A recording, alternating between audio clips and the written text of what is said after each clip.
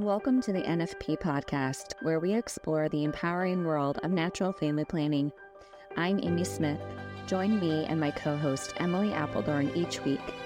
Together, we're here to dive deep into the science, the stories, and the spirituality behind NFP.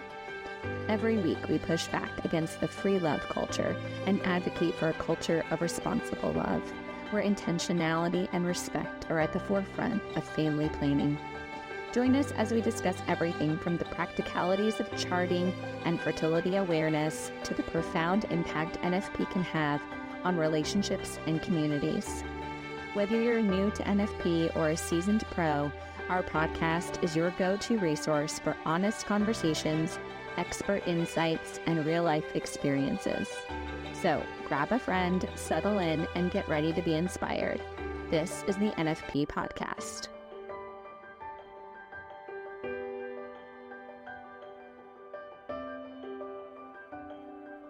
So let's just get started. All right. I was in college and I was sophomore year in college, end of my sophomore year, junior year, somewhere around there. I think it was junior year. I went to the doctor and decided to get off birth control. I'd been on birth control for a couple of years at that point. I had asked my mom, to be honest with you, because I really couldn't remember what my cycles were like before getting on birth control. And she says that as far as she remembers, my cycles were pretty regular. They didn't start until I was about 16, but she said she doesn't remember ever, taking me to the doctor for anything or me ever complaining about much. So I went on the birth control pill in college. I was sexually active and then came off the birth control pill after a couple of years because the guy I was dating, our relationship ended and I didn't see the need to be taking it anymore.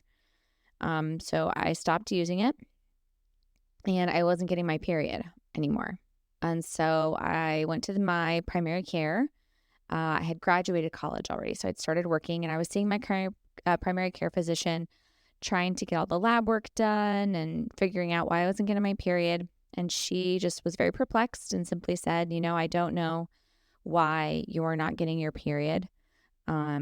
Your labs look normal. And I was pretty discouraged by that, as you can imagine.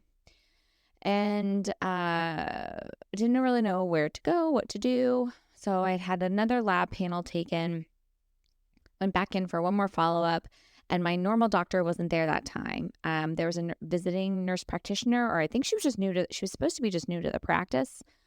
But she walks in the room and I started talking over her basically. And I just said, I know my labs look fine and I should just get back on the pill. Right. And she stopped me.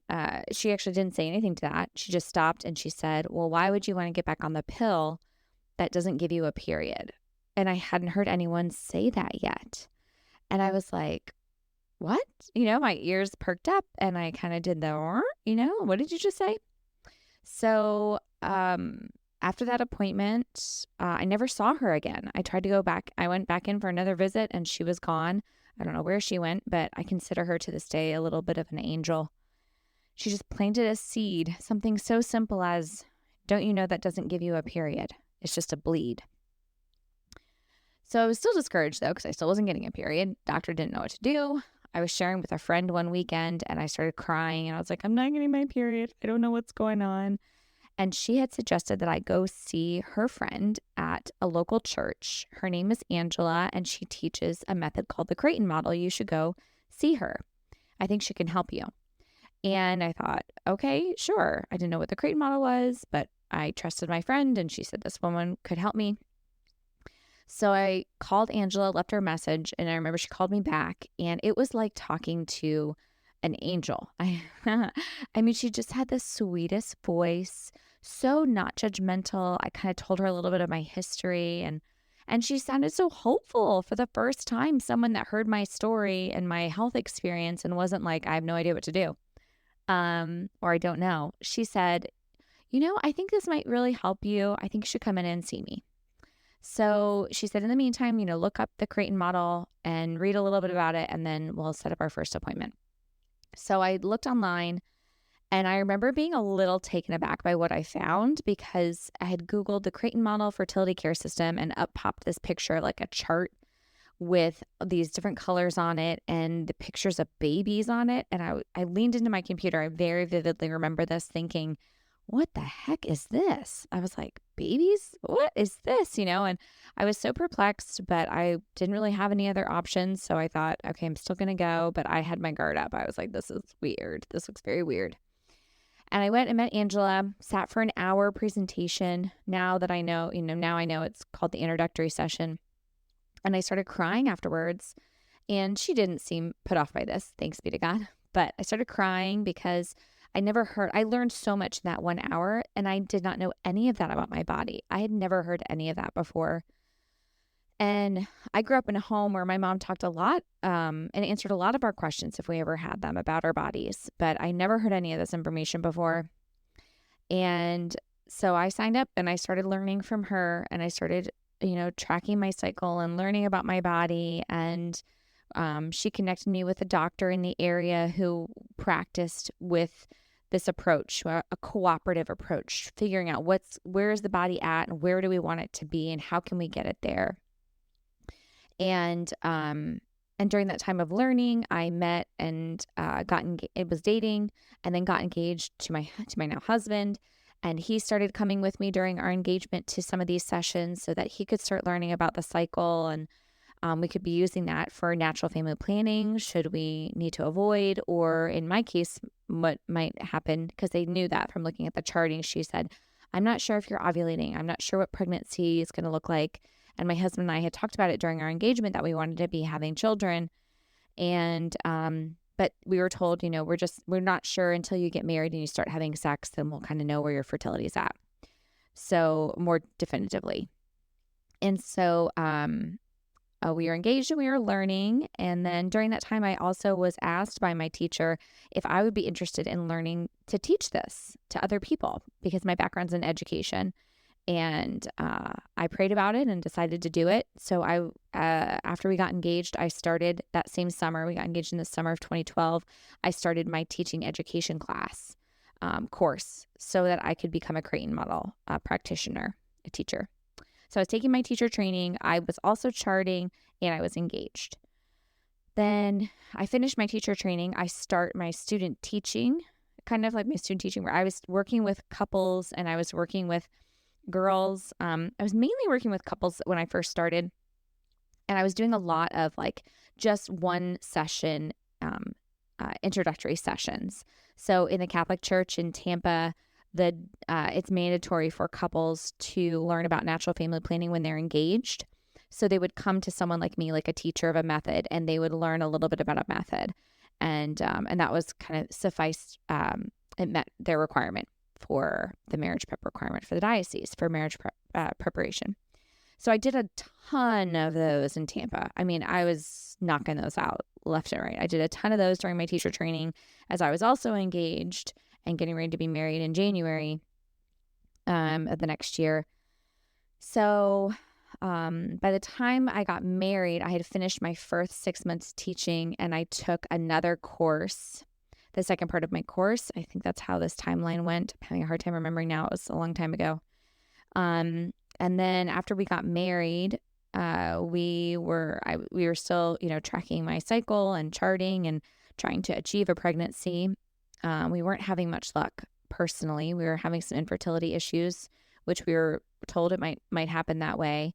Luckily, I had been doing this for a while. I was already plugged into doctors and into kind of the community and the network, so I could get the next step help, which was to do a laparoscopic procedure to check for endometriosis or see what else is going on inside. So I got that done pretty quickly. After we got married, about 6 months later, I left the classroom, and my husband and I went up to New Hampshire for him to go to business school. And at that point, I could still be teaching, and I was teaching more independently because I'd finished all my coursework. So now I had about 6 years of teaching time and to get certified as the credential as a certified practitioner, which is just kind of like a next level teacher.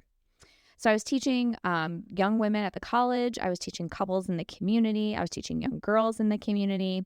I also met a doctor who was teaching other doctors about NFP methods.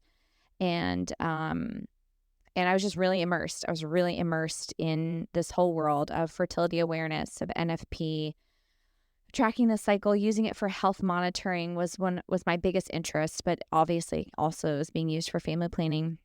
Meanwhile, my husband and I are still not able to conceive. And we instead used a lot of our energy and time at that time of our life, 2 years of business school, to offer free babysitting for couples in our parish. And we just asked them to pray for us. And I know those couples were just so wonderful. And it was such a great time to kind of use our suffering of infertility to still help it to kind of give back and not really cave in on ourselves. And I learned that from a 12-step recovery group that, when you're kind of in a woe is me stage, the best thing you can do is try to serve someone else.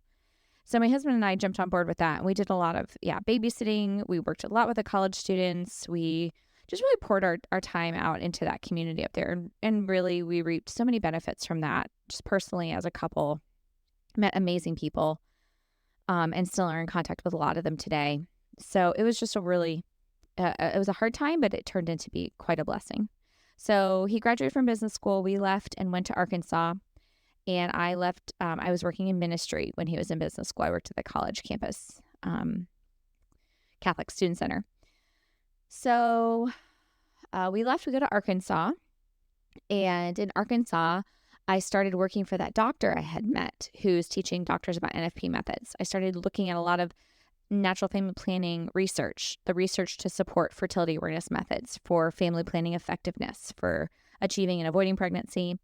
A lot of stuff that I had learned in my teaching class, like to become a teacher of a method, but even more about other methods. I was not very well versed in other methods. And so that job really opened me up to a whole new world of wow, there's so many people doing so much great work, and there's so many different options for couples and for women, and what a great thing that is, to have such variety in method use and in your approach. So still struggling with infertility when we moved to Arkansas, but I had scheduled a surgery. So we moved to Arkansas, kind of unloaded the truck and drove up to Omaha, Nebraska to the St. Paul VI Institute. And I had laparoscopic procedure done. They removed a little bit of endometriosis, but then I was diagnosed with hypothalamic amenorrhea. So I left that surgery with that diagnosis and with some bioidentical hormone support. Went home. We did, I stopped exercising. I took a ovulation stimulating drug called letrozole. And we were able to, I ovulated and we were able to conceive my son. Found out I was pregnant on the following year. So this is 2016, March. We found out on Easter of 2016 that we were pregnant with my oldest son. So that was wonderful. But I didn't, after having him at the 2-year mark, we decided to try again because I wasn't getting a cycle again. So I had started on the bioidentical hormone support and really dove deep into kind of HA healing and recovery, looking at lifestyle changes, supplements, cycle patterns, hormone support. And I started, during that time too, when I had, after I conceived, my son, had him in Arkansas, I was teaching younger girls, and I created a class called Mystical Rose, and it's a 9-week course that works with middle school and high school girls and their mothers or primary female caregiver, teaching them about their bodies, about their menstrual cycles so that they can track their cycles for health monitoring, get to know their bodies. And then it was also coupled with the teaching of theology of the body. So what is the meaning of human sexuality? What is the proper context? What does it mean to be male and female? And God's design for human flourishing and for our sexual desire. So I loved that class. I loved teaching that class. But the educator in me, the science nerd in me, and having worked with that nonprofit teaching medical professionals for a while, I just was really curious, how effective is this program? I really wanted to create effective classes. So I ended up going back to school after I had my son. I got my master's in community health promotion at the University of Arkansas, and I did my master's thesis on recreating an older survey from the 1990s, looking at the interest of women, of reproductive age women, in using fertility awareness methods to monitor their health and to achieve or avoid pregnancy. And it was just really interesting. I loved that time. I loved doing my thesis. I love research. Had a really good experience. And then I went back after I finished my master's. We were still not pregnant. We were trying to get pregnant again. And I was teaching again with couples. I was teaching within the community. I was doing classes for girls. We did it online because COVID hit. So we moved to Mystical Rose to online.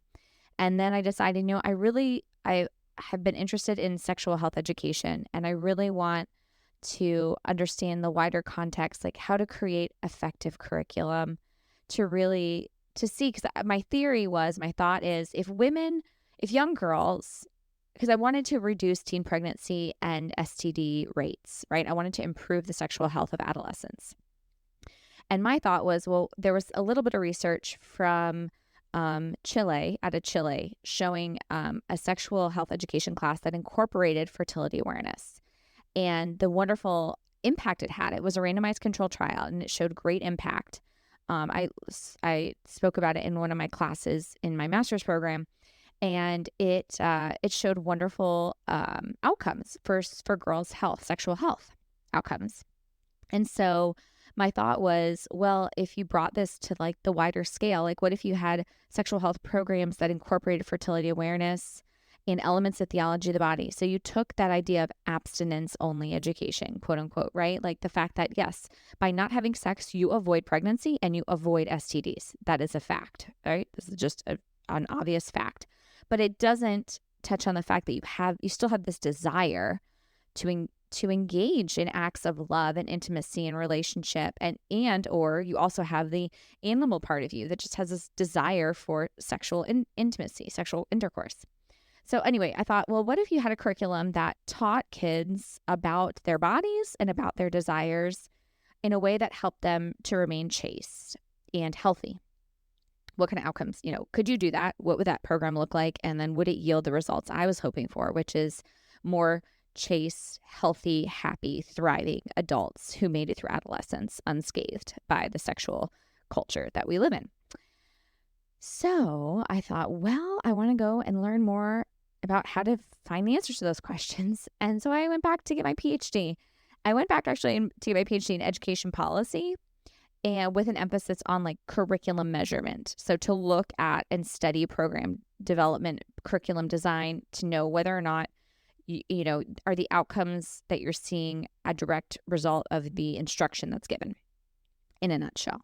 And that can be applied obviously to a variety of topics. So while I was in that program, that December of my first year as a PhD student, I found out I was pregnant with twins. So I decided that I was going to stop the program after the first year. I was going to finish the first year and then stop. And then, so I did that. And I should also say, when my first pregnancy and then with the twins too, I did have bioidentical hormone support throughout. So with the twins, I took another ovulation stimulating drug called Menopur, and that got me to ovulate. Well, sorry, that with an HCG sugar shot got me to ovulate. And I'll explain these terms as we kind of move through the podcast. But anyway, I just want to kind of lay out, here's what happened. And so I found out I was pregnant with twins, decided to stop school.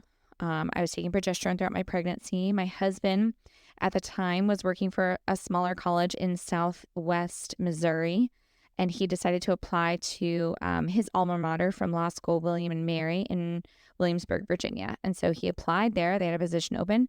And since I was finished, I was not going to go back for my PhD after the first year.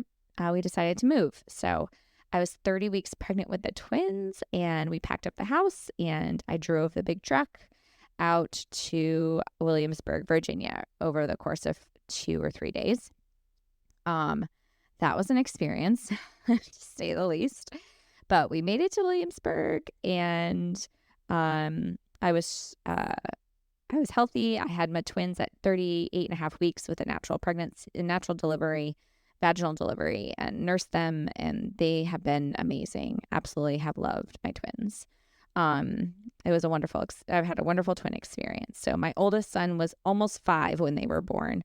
So that was also a huge blessing, right? Because he could do everything by himself. He could get himself a snack and dress himself and clothe himself and bathe himself, dress himself and put his shoes on and buckle himself and bathe himself. And all you parents know that that is just like a game changer when your child can start to do all those things. So postpartum with the twins, I actually did placenta encapsulation. So I was consuming placenta capsules postpartum. And my first pregnancy, I had pretty bad postpartum depression. And I had some bioidentical progesterone hormone support. I didn't need that postpartum with the twins. Until about a year, I started to have some of that support and supplements, and wasn't really getting my cycle either. And so just making more lifestyle changes, trying to sleep more, trying to relax and rest more, eating really nourishing, nutrient-dense foods. It was just a lot of lifestyle focus after I had my twins, and that has been immensely helpful in improving my cycle health and my mental health and my overall health. And during that time, when my husband and I first got engaged, our charting behavior was, he charted and I did the observing. So I would observe, and this is pretty much encouraged, I would say, across a lot of different natural family planning methods, as if natural family planning is your approach. I'm not sure if just as like fertility awareness is your approach. Not necessarily. Or if you're just like a young single person, obviously you're not going to be sharing what you're seeing with some random guy you're not in an intimate relationship with. So when I was engaged, the practice is that the man has the charting materials and he's tracking, but you're telling him what to put on the chart. So we did that for a little while, but to be honest with you, it wasn't really working. And I was kind of frustrated that it wasn't working, because I thought, this is how you're supposed to do it. And this is the right way to do it. And this is the, good way to do it. Like, this is what, and he cared and he wanted to know and he was interested in it, but he was also busy, right? He was doing business school and he wasn't interested in it as like, I'm interested in it, which is like the science part of it. Like, he was just doing it so that we were on the same page. And then I wasn't liking the way he put the stickers down or wrote in the chart. So I was like, what? I'm just going to do this. And it worked great for us. So I charted and I observed and we just talked about it. And I was never offended if he'd ask like, okay, so what's going on? Where are we at? And he had a basic understanding of how everything worked, so we could have conversations about it. But that's kind of what we did and what we still do, to be honest with you. We did that for a very long time.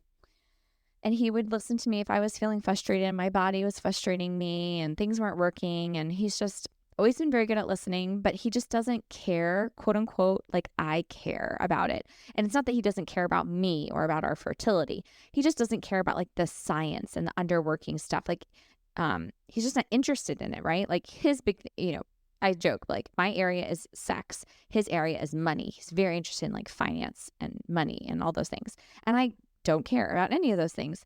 So same thing, like when he's talking about it, I'll listen. I kind of, I have a basic understanding of what's going on, but I don't like dive deep like he does. So it's just something we've learned about each other. Like, okay, I can share with this person. They know the general vocabulary. They got the gist, but this is not like my friend I'm going to be nerding out on this topic with.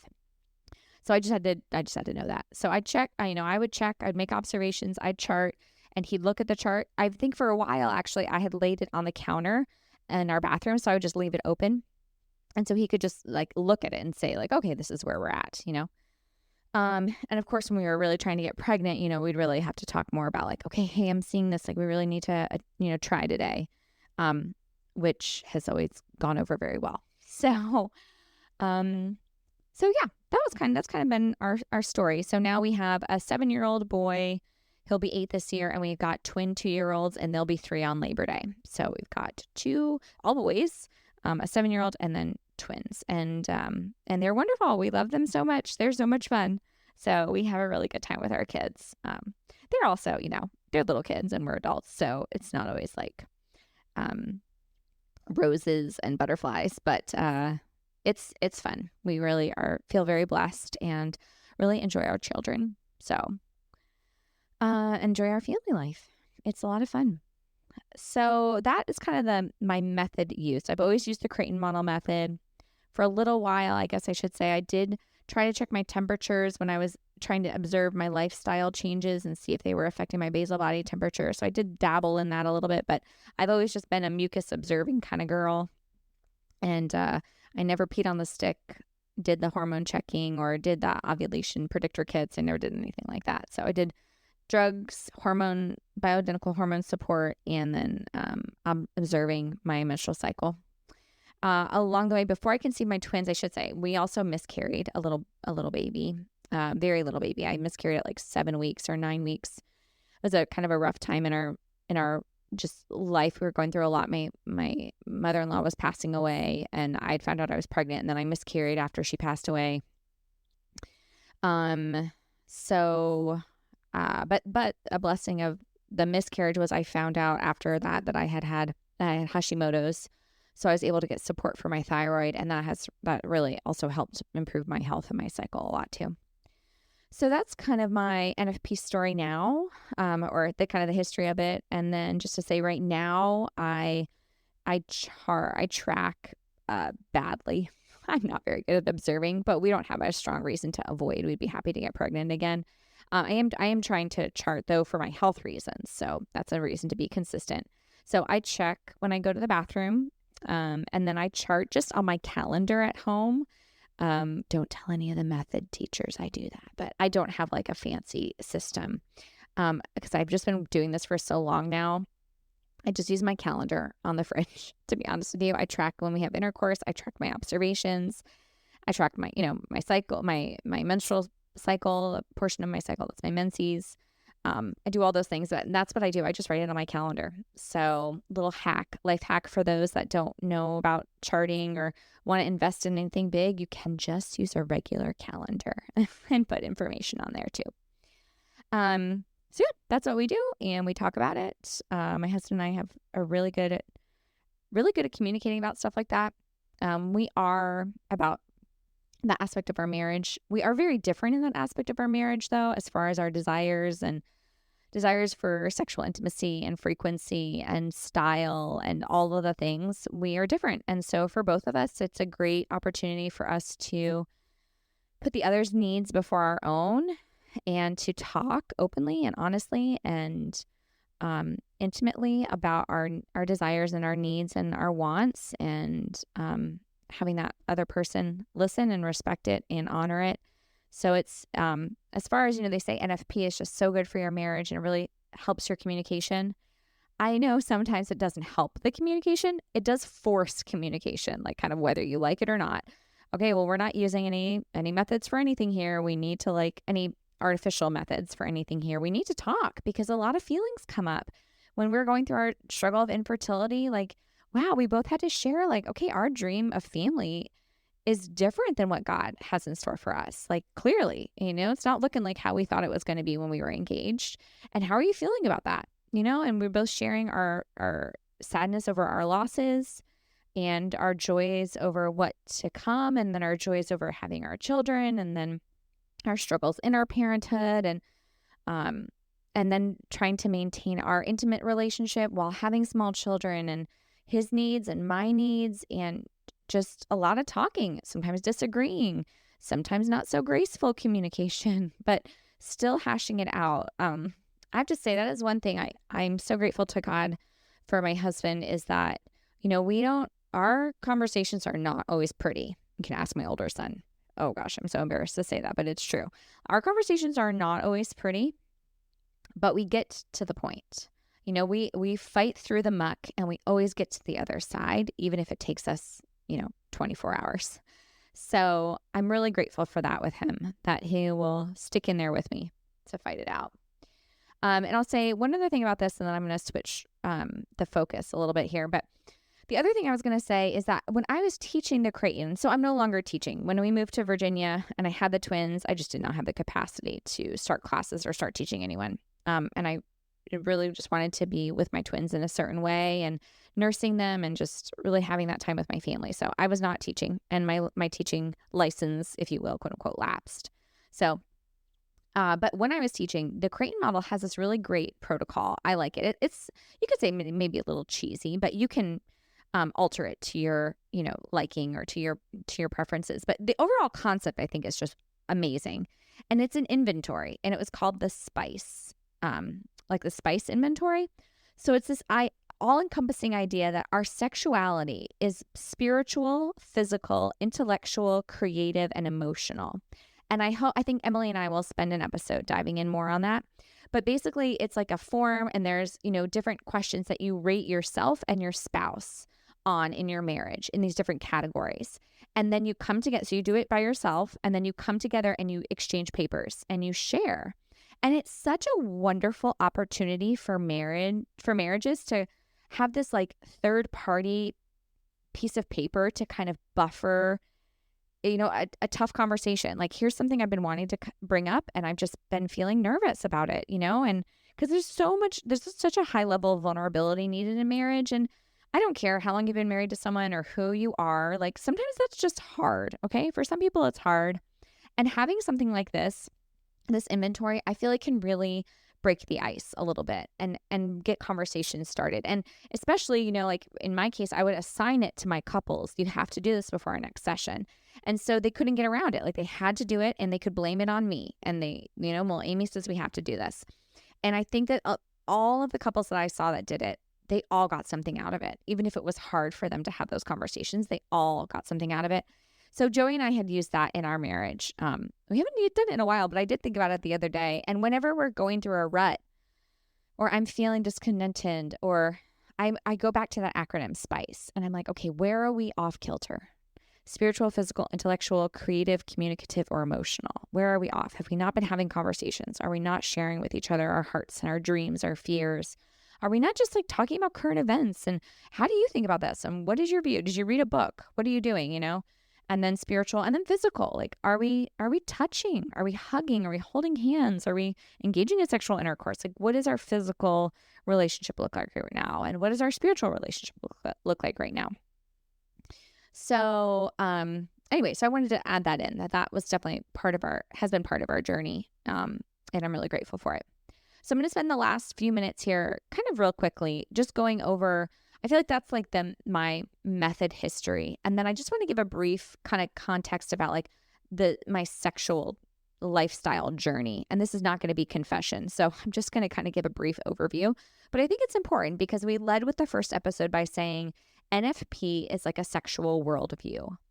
And it says that marriage, that sex is supposed to be had in marriage, and that it is for the bonding of the spouses and the procreation and education of children. And those are the two ends for which sexual intercourse is made. So if we think that, well, then I just wanted to just share that I haven't always thought that. So that was kind of the purpose of this, is the evolution of now thinking and believing that way. Even though I grew up as a cradle Catholic, quote unquote, I received all my sacraments. I also grew up in this culture, and I would say family culture, but also just general culture of my, the community I lived in, and the life and the friends and the everyone around, and the media that I was engrossed in. I grew up with Baywatch and pornography, and seeing the body as a good, but more as like a Hugh Hefner lens of the good, not a John Paul II lens of the good.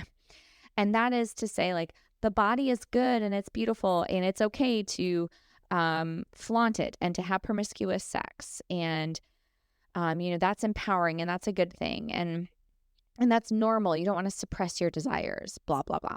So I drank the Kool-Aid and bought into that. And in high school, started becoming sexually active and led a promiscuous lifestyle. And I was also struggling with an eating disorder during that time. I hit bottom in college in my sophomore year. I had been dating someone for about 2 years, and hit a real low in my eating disorder and started going to 12-step recovery. And that was life-changing and amazing. And God saved my life in that way through that means. I started finding that I wanted to be around these other people, and I wanted to be working on recovery. And the guy I was dating wasn't interested in any of those things. And so we broke up, and the relationship ended, and I was just more drawn to and consume and interested in consuming God and religion. And I came back to the Catholic Church and just couldn't read enough about my faith and going to receiving the sacraments. And I went home to see my parents. They were living in Southern California at the time. My mom and I went to this like hole in the wall bookstore. I do not remember anything about it. It was in the Huntington Beach area. Don't remember the name of it, but I remember it was like hole in the wall because there were just like no organization to the books, which as a type A organized control freak, that really bothered me. But it didn't bother me so much that I didn't go into the store. I was just like irritated. I'm like, what kind of a bookstore does not organize their books? Anyway, we're getting ready to leave the bookshop. And I literally fell over or kind of like bumped into this stack of books on the floor.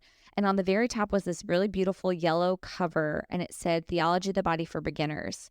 I was like, what's this? And I picked it up. And my mom's like, well, you can get it. And so I grabbed it and she checked it out.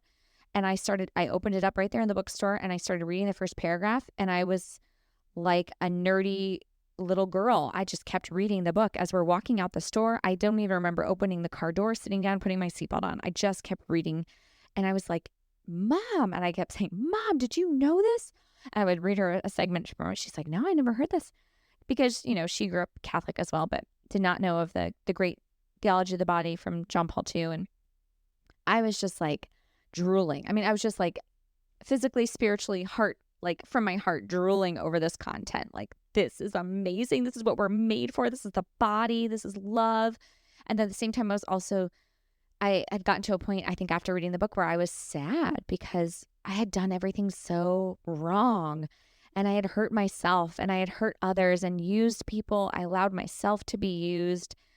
So after this like high of excitement and joy of finding this beautiful truth, I was met with this sorrow and sadness and had a journey of healing. And during this time, I also gotten into a relationship with someone and I was dating him. And he and I were not equally yoked in our journeys of life and our spiritual journeys. And I was really seeking after this. But I really liked him. He was such a great guy and so funny and just like really enjoyable to be around. But I was holding on and I didn't feel peace in the relationship. I don't think I was aware that it wasn't peace that I was feeling. I just was like, I don't know. Should I keep dating this guy? Am I not dating this guy? What's going on? We weren't having sex or anything. So thanks be to God for that grace. But what are we doing? What are we doing? We were, kissing passionately and kind of flirting with some lines. But knowing my past, it could have gone a lot differently. And I was talking with this really good friend of mine from the 12-step programs about the relationship. And I would always be like, I'm praying and I'm asking God. I just don't know. Should I stay with him? What's going on? And she suggested that I ask God if this relationship is pleasing to him or not. And if I had done that, and I said, no, I haven't. I was like, that's interesting. She said, because throughout scripture, in the New Testament, we hear of Jesus being pleasing to the Father. And I was like, well, I want to be pleasing to God. And so I was going out for a run one day. I remember this moment so vividly. I was putting my earpieces in with my little iPod. Remember back in the day when we had iPods? Had my iPod and put my earpieces in. And I was getting ready to go for a run. And I said it because I just had been finished like, what am I doing? What's going on? In my little loop again that I got myself into a couple times. I said, Lord, is this relationship pleasing to you? And I heard, without a doubt, for those of you that are not of faith, this is going to sound wonky. I heard the most clear no. And it was like so clear. It was so clear and loud, and it wasn't somebody else around me. There was no one there. I was about to go for a run on a trail, and my heart sank because I heard it and I couldn't ignore it. I knew what he said. He said no. And so I had to break up with him. And I thought, oh my gosh, I guess I could have ignored it. I don't know what I would have done if I had ignored it. I think it would have just nagged at me. Like, I heard God answer my question very clearly, and then I ignored it. Like, it's one thing if I'm like, I don't know what God wants, and I'm just like kind of going about my business, but I'm like, I asked, he answered definitively, and then I just ignored it. So I called him that night and told him, I didn't tell him that God told me no, because I don't feel like I felt comfortable with that. But I did say, I think I just don't think this is, right for me right now. And I think we should, break up. And he was sad and I was sad. And we got off that phone and I was in tears crying. And but I went to bed that night and got up still sad, and things started to get a little, less sad as time went on. But I also had been talking to my younger sister, and she had just gone on a dating fast for about a year. And I thought, that came to my mind. I thought, you know what, I'm going to do that because I clearly need healing. Like I think I thought, oh, I've read all this, I've learned all this, like I'm good, and it's like, Amy, you really made some really crappy, life decisions as you were growing up. And you've been wounded by that wound is real. The world wants to say, oh no, you just, all lifestyles are great and equal and you can just do this and there won't be any problem, sexual promiscuity and sex outside of marriage and living certain ways and dressing certain ways and engaging in relationships in certain manners with certain motives. Like there's nothing harmful about that to you or other people. Well, that's complete crap because it was. And I needed time of healing and time of learning and time of prioritizing and discerning what is God calling me to do, and more importantly, who is God calling me to be. So I did that dating fast for the year of 2012. Yes, 2012. And at the end of that year, the first Sunday of Advent of 2012 was the new translation of the Mass, for those of you that remember that. And I was part of the Catholic young adults group in Tampa, which was a huge young adults group. I think it still is a huge young adults group. So I didn't know everyone in the young adults group, but one of my good friends, she was having a birthday party dinner downtown, and they were all going to go to the young adult, like a Mass in the evening on Sunday, and then go there for dinner. So I had already gone to Mass, so I stayed home, but then I got dressed up and we all went out and I met them at the restaurant for dinner. And that's when I met my now husband there. And we were talking over dinner about a theology of the body, about a book called Love and Responsibility by by Carol Wattia. Is that how you say his last name, right? Before he was the Pope, John Paul II. So we were talking about that book, and I was slightly irritated by some of his views or his thoughts on theology of the body. So I left that night, not really interested in him or aware of him, to be honest. But he emailed me, and he emailed me like some information to support his argument. Also, is kind of subtly, he is like, oh, by the way, I attached this blah, blah, blah, in case you're interested in reading it. I was like, no, I'm not interested in reading more about your point. But anyway, so he had emailed me and he asked this. So this is the very end of November, early December, I think is when he reached out, and he asked if we could get together for a date. And I said, I can't, I'm booked up for the rest of the year. Plus I had that dating fast, but I really was booked up for the rest of the year too. So I kind of used that as my first, I didn't say like I'm fasting from dating because I felt a little uncomfortable saying that. So I just said, I'm booked up for the rest of the year. I was busy all the other weekends of the year. And then he emailed me on January 2nd and asked if I wanted to get together. And so I said, oh, this guy again. I said, well, sure. I can't say I didn't have anything going on and I wasn't dating down that dating fast anymore. So I said, sure. And so we met at St. Lawrence Catholic Church in Tampa, and we went to Mass on the first Saturday in January of 2012. That must have been 2012. That was 2012. So 2011 was the new translation of the Mass. So 2011 is when I did the dating fast. We met at the end of 2011, and then 2012, the first Saturday in 2012, we went to Mass, and then we went for a run afterwards, and we started talking, and it was a really great date. I had so much fun, and I really enjoyed him a lot.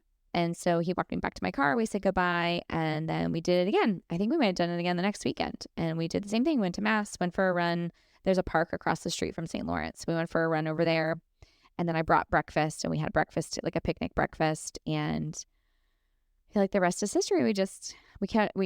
We're dating and having really good conversation, and really had a lot of fun dates, and dating with other people and dating just each other, sharing a lot. And I really had a lot of questions I wanted to ask him. And I had this book, and I cannot remember the name of the book. I pray that it comes back to me because I'd love to share it with all of you. But I had this great book that had questions at the end of each chapter. And it was questions on about finances, about your family history, about your views of gender roles, about sexuality, about children, about, in-laws, about just a lot of things. So it must have been like a dating and marriage book, obviously. Anyway, I really wanted to talk to him about these questions. Well, I used to eat like a ton of hummus, which I don't anymore. But I used to eat like a ton of hummus. And so I always had like a hummus container, the plastic hummus container you get from like Walmart when you go get hummus. And so I washed out the hummus container one day, and I took all these questions from this book. I wrote them on little pieces of paper. I folded them up and I put them in my hummus container. I put the lid on it, and I think I put on top of there like dating questions or something. Like I labeled it, of course, because that would be me. I labeled the hummus container. And so I took it with us. So we'd go for a walk, and then there was this little park near the apartment complex I lived in, and a really beautiful like pond, fountain, and we would do some like picnics there. So we do like take out and go do a picnic there. Or I'd pack a picnic, and we went there, and I brought this hummus container out. And luckily he wasn't like, what the heck is this? You are so weird. He was like, I told him what I did, and I had these questions, and I'd like for us to talk about these questions. So we did. So at our dates, I'd bring the hummus container with me, and we'd pull a couple of questions out, and we'd talk about like, what do you think about this? About gender roles, about how many children do you want to have, about using birth control in marriage, about the church's teaching on this, about, in-laws, and about this, like just all the questions about money, budgeting, all the things.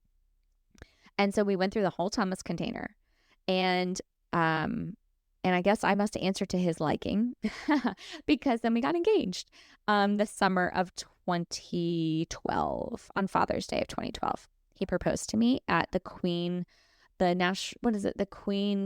Mary, Queen of the Universe Shrine in Orlando. They have like a rosary garden and like Stations of the Cross outside. And he proposed to me there. And it was wonderful. And I said yes. And then we were married the following January. So we were married about a year after our first date. And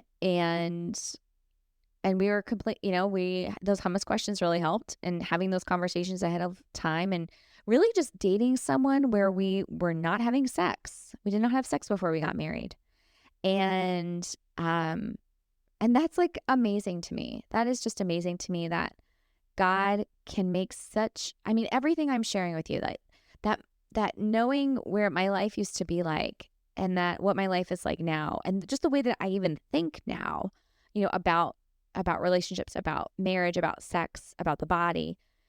It's mind-blowing. Obviously, people can change their mind about a lot of different things, but to have such deep core beliefs altered, I feel like it takes a lot to have that happen. It takes a lot to have such a drastic shift. So entering into dating with this mindset that dating is for marriage, entering into engagement, or before we even, and then using the time of dating to really like get to know each other to the point of like, is this marriage, and praying, is God calling us to marriage? And to know, like, are we compatible? Are we on the same page with these basic, I feel like in our world, Catholic Church teachings? Like, do we both believe that contraception is a grave moral sin? Like, yes. And then we won't use that. Yes. And what do we think about divorce? And what do we think about these other things? And we have that on like, okay, this is just like, this is the foundation, it's like, it's laying the foundation. When that is solid and the same, it just makes all the other stuff, because marriage and life, right? Like raising children, dealing with in-laws, dealing with life, dealing with job changes and moving, and just in day to day, right? Chores, the oven breaks, the fridge breaks, the landscaping needs to be done. Just, what are we going to do this weekend? Just like all life stuff. It's just a lot. And when you are not on the same page, like, so that makes like marriage just a lot. But then like, having all the other stuff on top of it, like not being on the same page with children, with what sex is and what sex means and how we do that in our marriage, between that and money, like I get it, how there can be just so much marital tension because it's such a big thing. And more so than money, obviously, sexuality deals with our bodies, which can't be divorced from our souls and ourselves. And so, to not use one another in marriage, that is like our dream, is to have our marriage be where we're not using each other, and we fail a lot. But to have it not, to have the goal be to love and not to use. And that's where the virtue of chastity is just one that we get to practice on the regular. So just like many other people. And so that's kind of that the progression of the sexual lifestyle worldview part. So I hope that that provides some insight into me, into my journey, into why I am doing this podcast, which is that I think back to my 20-something self, and I would love for her to know what I didn't know at the time, and to have information to learn about her body and to seek out relationships where she is respecting and respected and loved and loving. So my hope for this podcast is manyfold. Also, as a mother of 3 young sons who I hope to raise to be very chaste and honorable young men in whatever God calls them to in their vocation, that they will love women just as God has created them to, and remain that way for the whole of their life. So that is both my husband and I share that same goal, to raise chaste and happy and healthy, adventurous, passionate sons. So anyway, that's my story. And I can't wait to hear Emily's. If you have any questions, please, or comments, we'd love to hear them. Just send us an email, thenfpshow@gmail.com. All right, until next time, I'll talk to you soon. That wraps up another episode of the NFP podcast. Thank you so much for joining us today. We hope you found our discussion enlightening and empowering. Don't forget to subscribe so you never miss an episode. We'd love to hear from you.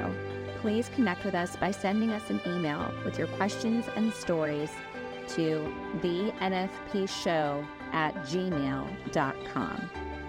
We'll be back next week with more insights, tips, and heartfelt conversations about natural family planning. Until then, love responsibly.